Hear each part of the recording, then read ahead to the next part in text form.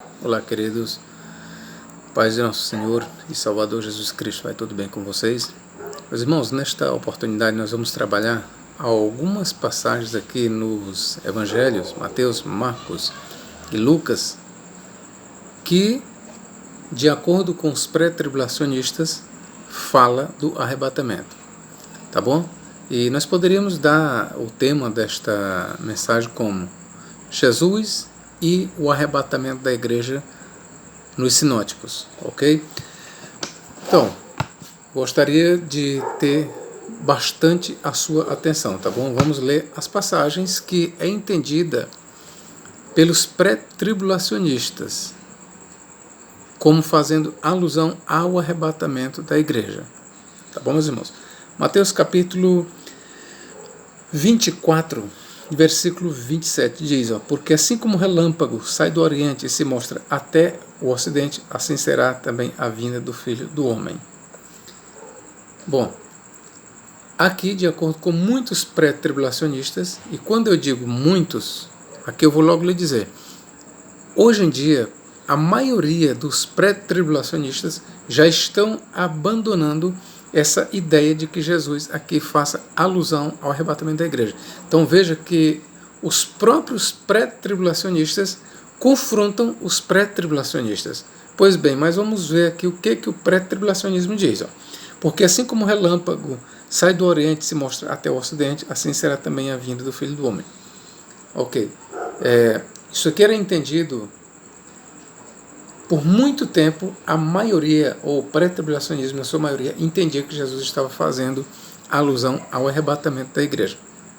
E veja que a vinda de Cristo aqui é considerada um relâmpago. Então, na mente dos pré-tribulacionistas, o que Jesus estaria dizendo é que, assim como um relâmpago é rápido, assim também será rápido o arrebatamento da igreja.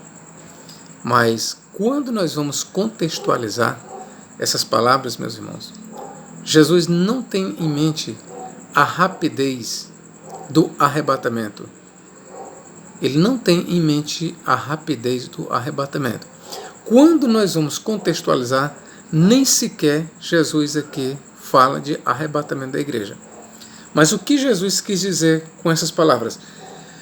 Porque assim como o relâmpago sai do oriente e se mostra até o ocidente, assim será também a vinda do Filho do Homem. Ora, como eu já falei para vocês, até mesmo muitos pré-tribulacionistas, hoje a maioria, olha, veja bem, no passado, a maioria dos pré-tribulacionistas pregavam que aqui nós temos em foco o arrebatamento da igreja. O arrebatamento secreto, invisível, no abrir e fechar de olhos, como se fosse um relâmpago. Só que hoje inverteu. A maioria dos pré-tribulacionistas já estão lutando contra os pré-tribulacionistas antigos e os próprios pré-tribulacionistas não veem mais aqui uma alusão ao arrebatamento da igreja. E o contexto realmente desfaz essa ideia de que está em foco o arrebatamento da igreja. O que é que Jesus tinha em mente? Vamos contextualizar. Mateus 24 e versículo 23 em diante. Então, se alguém vos disser, eis que o Cristo está ali, aqui ou ali, não lhe deis crédito. Essas palavras de Jesus Cristo, ele está dizendo o quê? Se alguém disser, olha, o Cristo está ali ou aqui, não deis crédito. Veja que Jesus aqui ele já começa a confrontar a ideia de uma vinda secreta.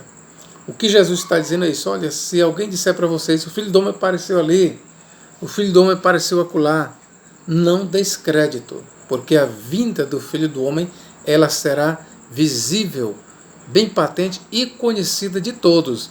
De sorte que não precisará ninguém dizer, olha, ele está ali, ele está no interior da casa, ele está no deserto, ele está nas montanhas. Não.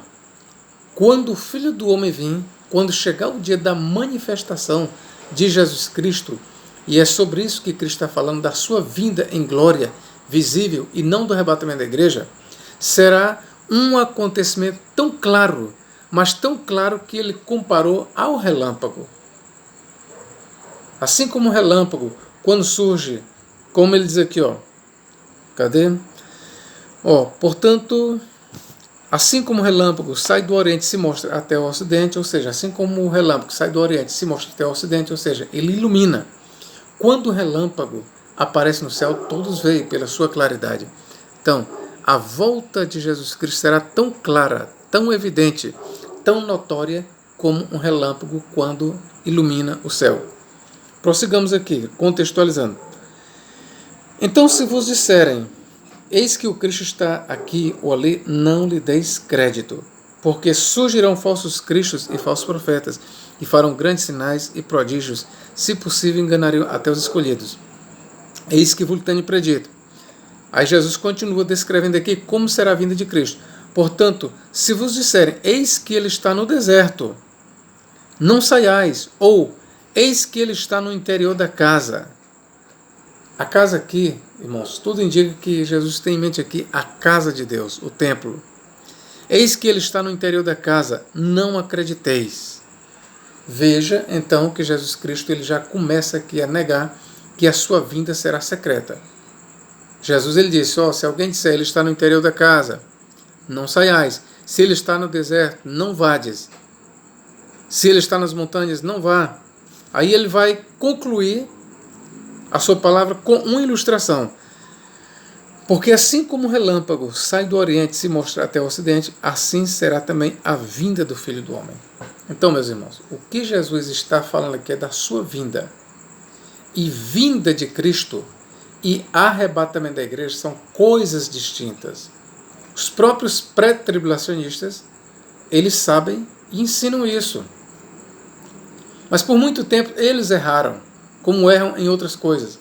Por muito tempo os pré-tribulacionistas, eles continuavam ensinando, eles insistiam que aqui Jesus tinha em mente o arrebatamento da igreja, quando na verdade o que Jesus está falando aqui é da sua vinda, e ele compara a sua vinda gloriosa, clara, com o relâmpago. Volto a dizer, Jesus, porque assim como o relâmpago sai do Oriente e se mostra até o Ocidente, assim será também a vinda do Filho do Homem. Então, esta passagem nada tem a ver com o arrebatamento da igreja. O paralelo para esta passagem está em Lucas 17, 24. A outra passagem que é entendida pelos pré como uma alusão ao arrebatamento da igreja é essa aqui. Vamos para Mateus capítulo 24, versículos 40 e 42. Então, estando dois no campo, será levado um e deixado outro. Estando duas moendo no moinho, será levada uma e deixada outra. Bom, de acordo com os pré-tribulacionistas, os mais antigos, volto a dizer, muitos pré-tribulacionistas, muitos, também já estão negando que aqui Jesus esteja falando do arrebatamento da igreja. Mesmo os mesmos pré-tribulacionistas que defendem o arrebatamento da igreja antes da grande tribulação, muitos já abriram mão dessa interpretação que diz que Jesus está falando do arrebatamento da igreja. E de fato Jesus aqui não está falando do arrebatamento da igreja. Professor, se ele não está falando do arrebatamento da igreja, explique para nós então quem serão os levados e quem serão deixados. Porque eu aprendi, professor, eu também aprendi, meu irmão. Eu aprendi, professor, que os levados serão levados para o céu e os deixados serão deixados aqui na grande tribulação para enfrentar o anticristo e ter o seu sangue derramado. É assim que eu aprendi. Eu também aprendi assim, meu irmão. E eu por muito tempo fui um pré-tribulacionista e preguei isso. Eu pregava muito, mas Deus foi me dando entendimento, a gente vai estudando, a gente vai aprendendo a contextualizar. E eu vou lhe dizer quem são os levados e quem são os deixados. Para os pré-tribulacionistas, levados aqui são os salvos, levados para o céu. Deixados são os ímpios. Mas se eu lhe disser que é exatamente o contrário, como professor, se eu lhe disser que exatamente é o contrário, levados são os ímpios e deixados são os salvos. Eu vou lhe provar, vamos contextualizar. O que Jesus Cristo falou? Vamos aqui para o versículo 37. E como foi nos dias de Noé, assim será também a vinda do Filho do Homem. Porquanto, assim como nos dias anteriores ao dilúvio, comiam, bebiam, casavam e davam-se em casamento, até o dia em que Noé entrou na arca. E não perceberam até que veio o dilúvio e os levou. Eu quero que você sublinhe esta palavra. Os levou, essa frase. E os levou. Tá bom? E os levou a todos. Assim também será a vinda do Filho do Homem. Agora eu pergunto aqui. Nos dias do dilúvio, o quê? Os levados foram salvos ou foram condenados? Foram condenados. Muito bem, eu vou ler mais uma vez. E não perceberam até que veio o dilúvio e os levou a todos. Quem foram aqui os levados? Condenados. Foram levados pelo quê? Pelas águas do dilúvio. Foram levados para o julgamento. Foram levados para a destruição. Foram levados pelo juízo divino. Ora, meus irmãos, aqui é muito simples e claro a gente interpretar. Ora, se no versículo 39, levados são os condenados, é óbvio que levados no versículo 40 também são condenados. Então, estando dois no campo, será levado um e deixado o outro. Agora será levado um. Será levado um para onde? Para o juízo. O que Jesus está dizendo é assim como no dilúvio. Muitos foram levados pelas águas. Muitos foram levados para a morte, para o julgamento. Assim também na vinda do Filho do Homem, muitos serão levados para o julgamento. Serão levados para a condenação. Serão levados para o lago de fogo. Serão levados pelos anjos. Serão colhidos, tirados do reino de Deus. Porque eu quero que você saiba que nós já estamos no reino de Deus. Já vivemos a era do reino de Deus. Então muitos serão levados pelos anjos, serão tirados, jogados na fornalha ardente. Então levados aqui são os ímpios.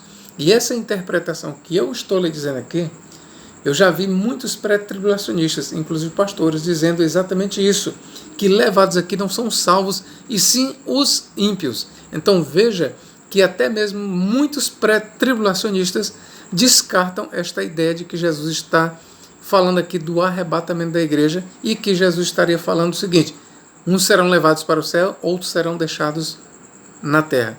É o contrário, que serão levados para o juízo, ou seja, serão tirados da terra, eles não entrarão no reino de Deus, e os deixados serão deixados onde? Aqui na terra, para reinarem com Cristo por 1000 anos. Deixados, é exatamente deixados para reinar com Cristo. Deixados para reinar com Cristo sobre as nações aqui. E levados, são levados para onde? Para a destruição. Levados para a condenação. Levados para o juízo. É isso que Jesus tem em mente. Então prossigamos. Então, estando dois no campo, será levado um e deixado o outro. Estando duas moendo no moinho, será levada uma e deixada a outra. Aqui eu quero também fazer uma crítica à teoria do arrebatamento parcial ou do arrebatamento de 50%. Há aqueles que dizem que quando Cristo vier, ele levará apenas metade da igreja. 50% vai, 50% fica. Obviamente que essa interpretação ela é refutada da mesma forma que é refutado o pré-tribulacionismo. Volto a dizer, Jesus não tem em mente aqui o arrebatamento da igreja. Jesus ele está ilustrando o que acontecerá na sua vinda, quando Cristo vier.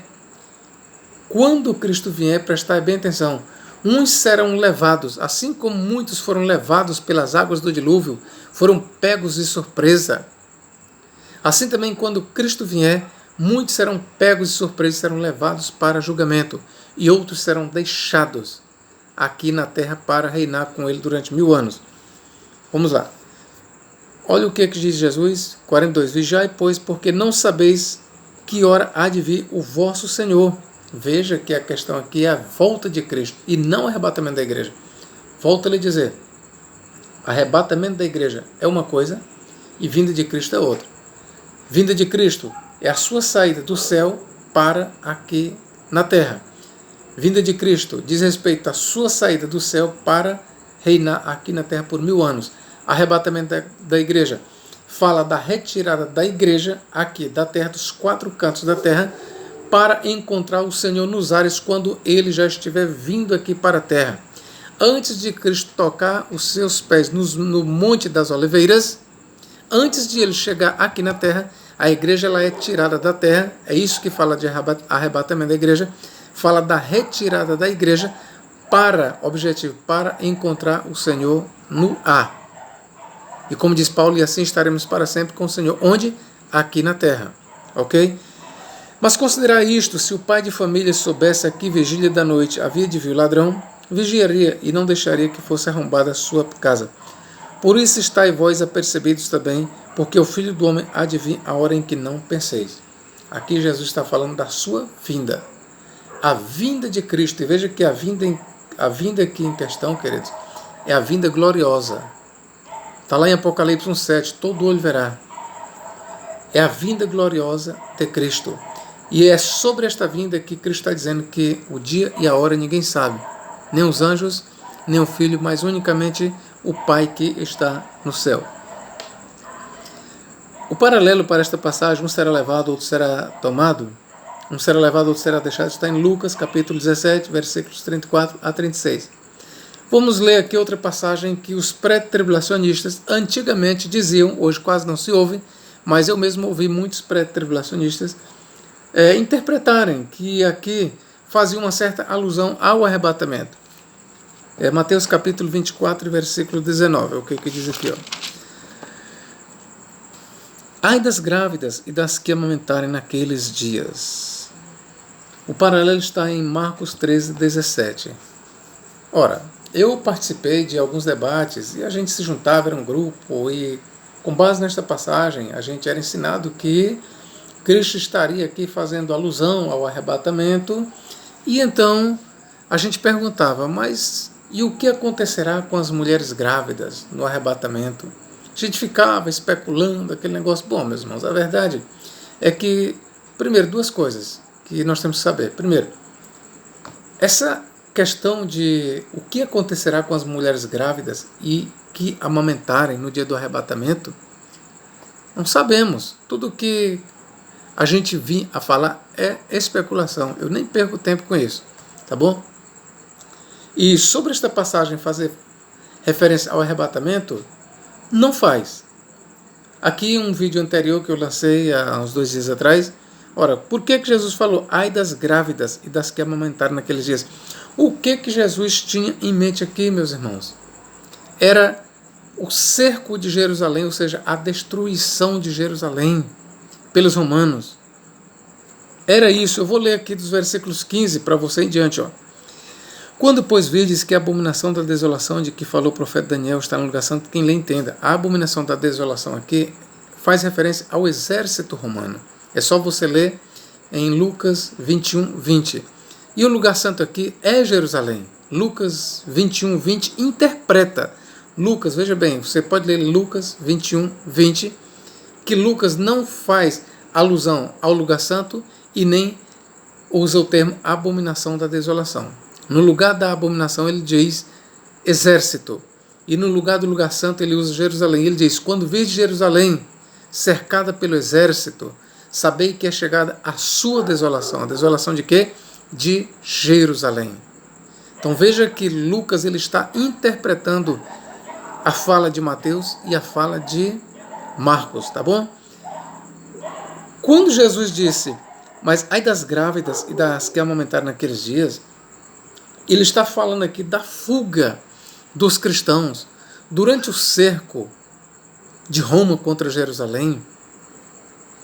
De forma milagrosa, sabemos pela história que os cristãos escaparam.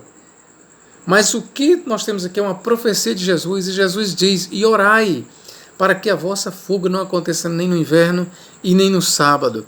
Ai das grávidas e das que amamentarem naqueles dias. Por quê? Porque são dias de horrores. As grávidas e as que amamentassem nos dias da fuga, praticamente elas não conseguiriam. Não conseguiriam. Essa é a verdade, ó. Então os que estiverem na Judéia, que fujam para os montes, e quem estiver sobre o telhado, não desça a tirar alguma coisa da sua casa.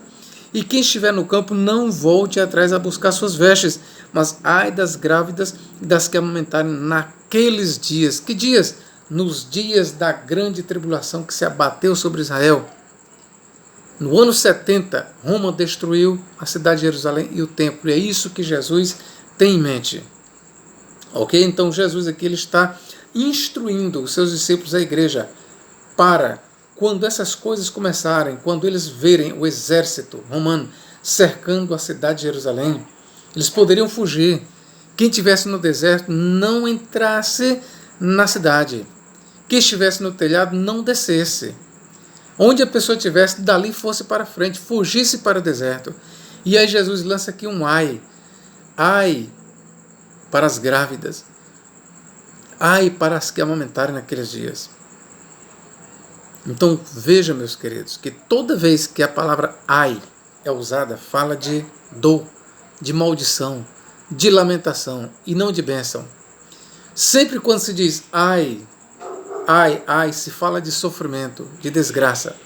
Então, o que Jesus está falando aqui é das desgraças, das dores de parto que vieram sobre a nação de Israel. Nada tem a ver aqui com o arrebatamento da igreja, ok, queridos? Nada tem a ver. E só esclarecendo aqui, por que Jesus falou? Orai para que a vossa fuga, porque ele está falando de fuga, não aconteça no inverno e nem no sábado. No inverno porque havia muita lama, e no sábado por quê? Porque as portas de Jerusalém no dia do sábado eram todas fechadas. Isso eu já expliquei em um vídeo anterior e só ratificando. No sábado, por que Jesus falou? Orai para que a vossa fuga não aconteça no sábado. Porque no sábado, se esta fuga acontecesse no dia do sábado, mas segundo Eusébio de Cesareia não aconteceu, mas se a fuga acontecesse no dia do sábado, seria muito difícil, quase que impossível para os discípulos fugirem de Jerusalém ou saírem. Por quê? Porque as portas estariam fechadas. Era quase que impossível, se não impossível mesmo, porque no dia do sábado, todas as portas de Jerusalém eram fechadas. É só você ler no livro de Neemias, capítulo 13. Capítulo 13 ou capítulo 12, e você vai ver lá, está entendendo que no dia do sábado, todas as portas de Jerusalém eram fechadas. Todas as portas eram fechadas no dia do sábado. Por isso, dificultaria uma fuga no dia do sábado. Por isso é que Jesus falou, ai, ou melhor, por isso que ele diz, e orai para que a vossa fuga não aconteça no sábado. Então, mais uma vez, nós estamos aqui desfazendo uma ideia, não é em cima de um versículo que poderia estar em foco o arrebatamento da igreja. Não. Não está em foco o arrebatamento da igreja. Tá bom, queridos? Sobre as 10 virgens. Esse aqui ainda é muito pregado. Os pré-tribulacionistas, na sua maioria, ainda hoje pregam que a parábola das 10 virgens diz respeito ao arrebatamento da igreja. As virgens santas, prudentes, é a verdadeira igreja, e as virgens loucas, imprudentes, é a falsa igreja. Ou seja, as 5 virgens prudentes representam a igreja que será arrebatada para o céu, e as virgens imprudentes representam a igreja despreparada, ou seja, aqueles que não são verdadeiramente crentes.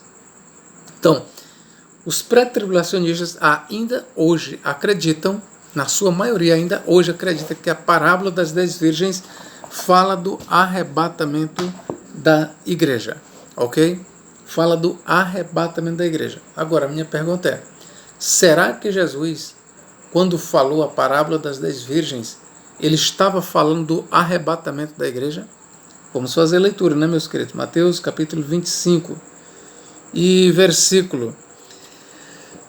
É melhor ler o versículo, né?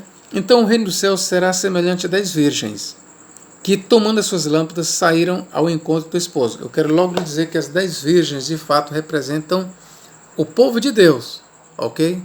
Na sua totalidade o povo de Deus, quer esteja preparado, quer não. 5 delas eram prudentes, aqui realmente representa o povo de Deus, o povo santo salvo, e 5 loucas. Então as loucas representam o que nós poderíamos dizer os falsos crentes, os falsos cristãos, aquele que não é povo de Deus.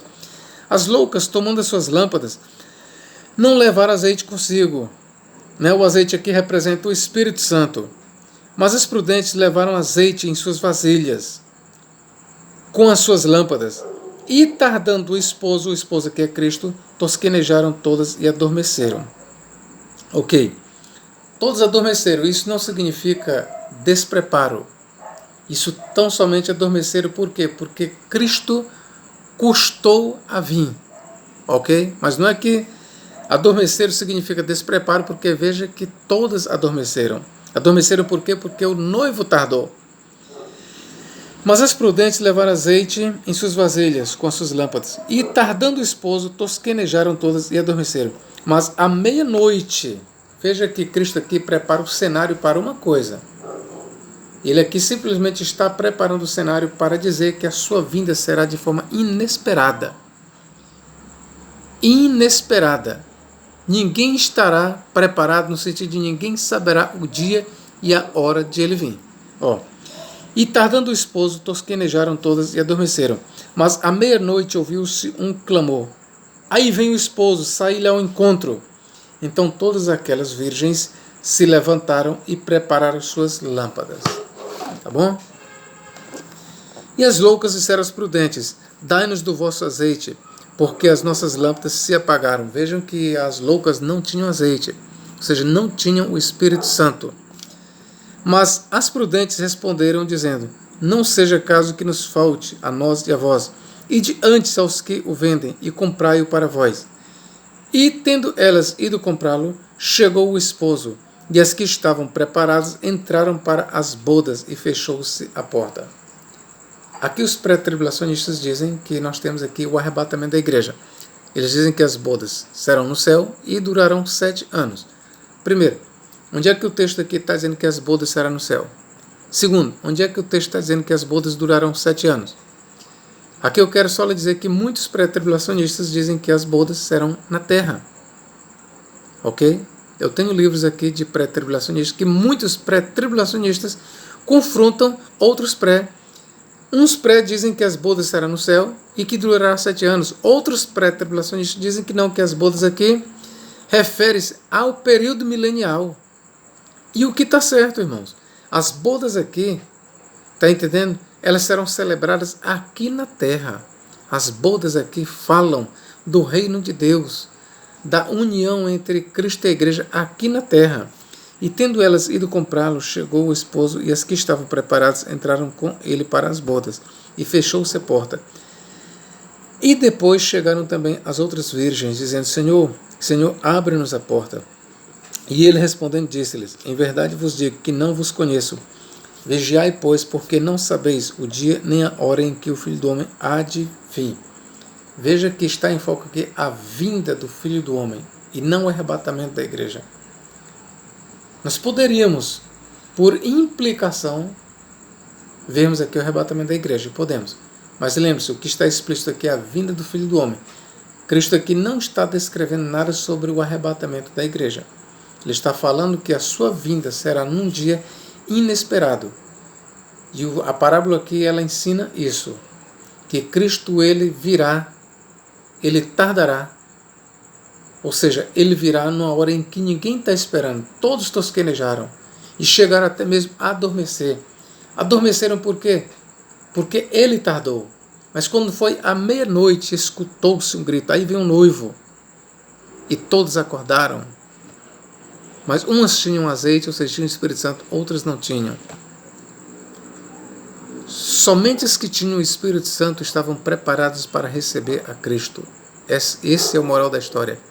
As que não tinham o Espírito Santo na sua vida não estavam preparadas para receber a Cristo. Em outras palavras, não estavam preparadas para entrar na salvação, não estavam preparadas para reinar com Cristo. Esse é o moral da história, queridos. Tá bom? Esse é o moral da história. Professor, depois que o senhor falou isso, agora eu fiquei curioso. Bom, se essas passagens não falam do arrebatamento, mas será que Cristo nunca falou do arrebatamento da igreja? E se eu lhe disser que falou? E se eu lhe disser que falou? E exatamente é onde Cristo falou do arrebatamento da igreja que os pré-negam. Exatamente onde ele não falou, os pré-dizem que ele falou. E onde ele falou, os predizem que ele não falou. Pois eu vou lhe mostrar que Cristo falou sim do arrebatamento da igreja. Vamos ler aqui Mateus capítulo 24 e versículo 31. Versículo 30 e 31, o que ele diz? Então aparecerá no céu o sinal do Filho do Homem, todas as tribos da terra se lamentarão e verão o Filho do Homem vindo sobre as nuvens do céu com poder e grande glória. Vamos por ordem. Primeiro, Cristo sai do céu. Tá bom? Primeiro, Cristo sai do céu. E verão vir o Filho do Homem sobre as nuvens do céu com poder e grande glória. Terceiro, e ele enviará os seus anjos com rijo... Segundo, e ele enviará os seus anjos com rijo clangor de trombeta, os quais ajuntarão seus escolhidos. Primeiro ele sai, segundo ele envia os seus anjos, e a terceira fase do que estamos descrevendo.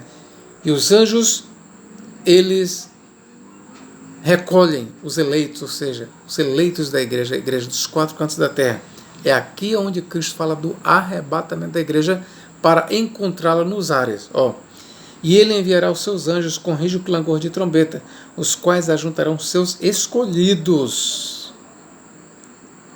Em todo o evangelho de Mateus, Marcos e Lucas, em todo o Novo Testamento, meus irmãos, eu vou repetir para vocês, em todo o Novo Testamento, esta expressão escolhidos ou eleitos aponta para a igreja, para os cristãos. Em nenhum momento, até onde eu me lembre, e olha que eu já li o Novo Testamento muitas vezes, mais de 30 vezes, até onde vai a minha memória, eu nunca li essa expressão eleitos ou escolhidos, no Novo Testamento eu estou falando, para a nação de Israel.